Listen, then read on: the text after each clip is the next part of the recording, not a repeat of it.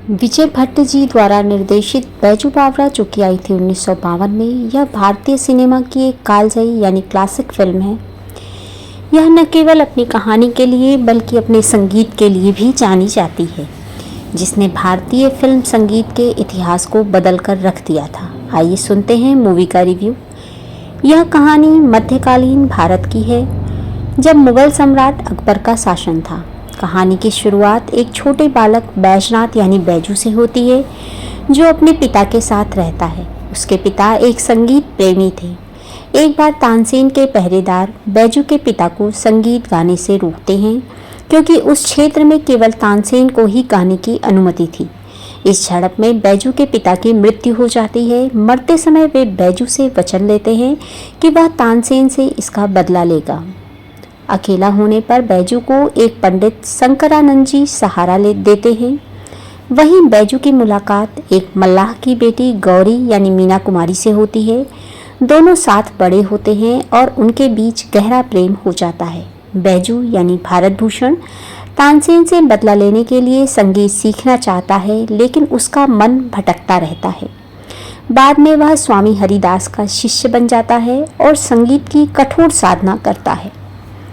बैजू अपनी साधना के बल पर एक महान गायक बन जाता है और उसे बावरा यानी पागल कहा जाने लगता है, क्योंकि वह संगीत की धुन में खोया रहता है। अंततः वह मुगल दरबार में पहुंचता है और तानसेन को संगीत की प्रतियोगिता यानी जुगलबंदी के लिए चुनौती देता है।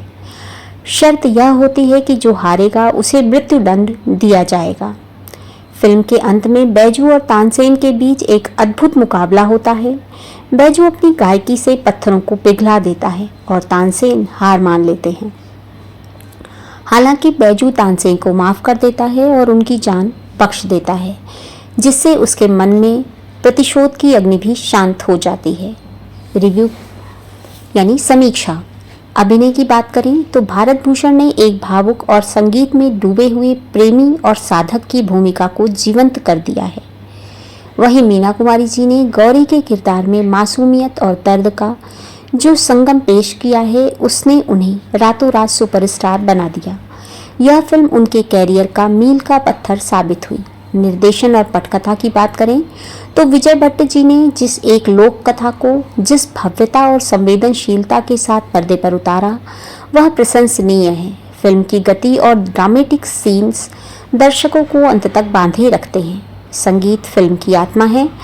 इस फिल्म का सबसे मजबूत पक्ष संगीतकार नौशाद जी का संगीत है। उन्होंने शास्त्रीय संगीत यानी क्लासिकल म्यूजिक को आम जनता तक पहुंचाया। मन तड़पत हरिदर्शन को आज और ओ दुनिया के रखवाले और तू गंगा की मौज में जमुना का धारा जैसे गीत आज भी अमर हैं।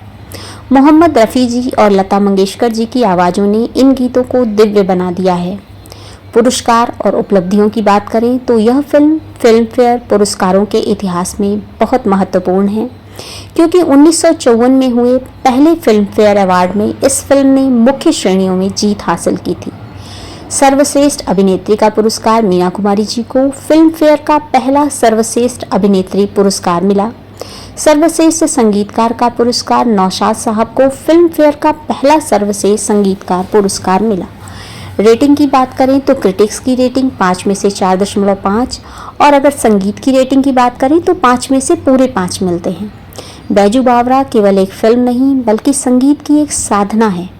यदि आप भारतीय संस्कृति, प्रेम और शास्त्रीय संगीत के मेल को देखना चाहते हैं तो यह फिल्म एक मास्टरपीस है।